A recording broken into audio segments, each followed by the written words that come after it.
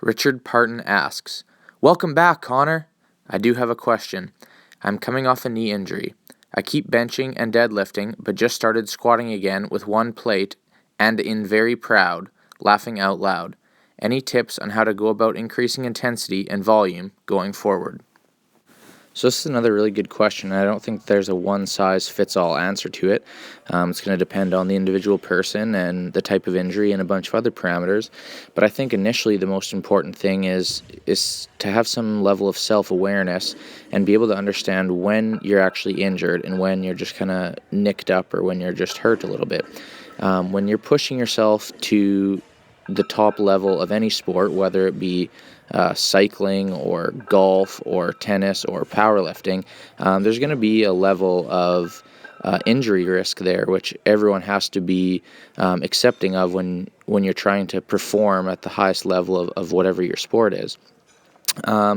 So with that being said, you're going to be hurt once in a while and you're going to have to push through that pain a little bit, but understanding when you're actually injured and taking a step back in order to recover is going to be really important, especially when it comes to long-term athlete development and looking to being the best that you can be throughout a sporting career rather than maybe this meet or this cycle or this year even for that matter.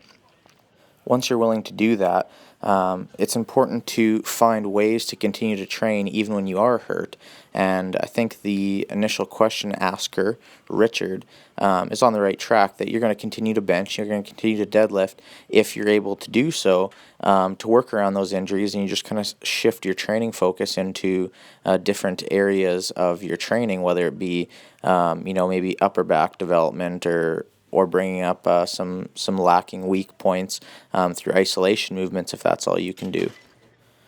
In collaboration with that, however, you do need to find some sort of professional to work with, whether it be a physio or a chiro or any other sports rehab professional that can work with you. Ideally, someone that understands the fact that you're a high-level athlete and you have the need and the drive and the desire to continue to train, even from a psychological perspective, and they're able to work with you and find movements that enable you to continue to develop as a lifter and can train around your injury while you're able to overcome that setback in your training.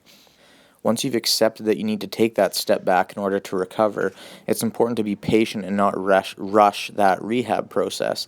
Lots of times it's hard to take your ego out of it and realize that you need to kind of start over and you need to take that time to build up weak areas and train around this injury, because rushing back into it and having haphazard training for a year because you weren't willing to take the time to rehab properly is going to set you back further than just taking 6 months to do it the right way and get back to training full strength after the fact. If you're taking your injury seriously, that rehab has to be the number one priority. And lots of times you'll get into the gym and you're short on time. Maybe you got tied up at work or school and you expected to have 2 hours to train and you only have an hour and a half. What most people do is they skip through the warm-up and they get straight to the training and they try and bang out what they got to bang out in order to get the work in. But in reality, if you're coming back from an injury and you're in that situation, that needs to be the number one focus. You come in, you get your rehab done, you do your mobility work, and then, maybe you push the recovery time or between sets, or maybe you start supersetting movements, or you do whatever you got to do to get that rehab in, because that, in the long run, enabling you to train healthy is going to put you further ahead than, that extra 1,000 pounds of squat volume on a Tuesday in May sort of thing. And the final piece to the whole thing is the programming side of things, which is honestly probably the easiest when you're comparing it to the psychological aspect of having to take that step back and start over. And really the biggest thing is being patient and realizing you're not going to come back from your rehab and hit a PR right away. Give yourself 1 or 2 solid training cycles with the goal at the end of those cycles to get back to handling the volume and average intensity you were handling before the injury. So really you're giving yourself, 4, 6, 8, 10 weeks to get back to where you were previous to the injury so that you can set yourself up with 1 or 2 solid building blocks that are going to allow you to actually get into that PR territory.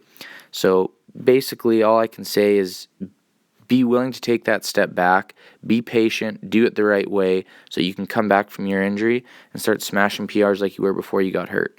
So I hope that answered your question. Hope everyone enjoyed the video. Like, share, subscribe, all the good stuff. Training's wrapping up pretty quick here, 5 more weeks, and we'll be off to Texas. See you guys later.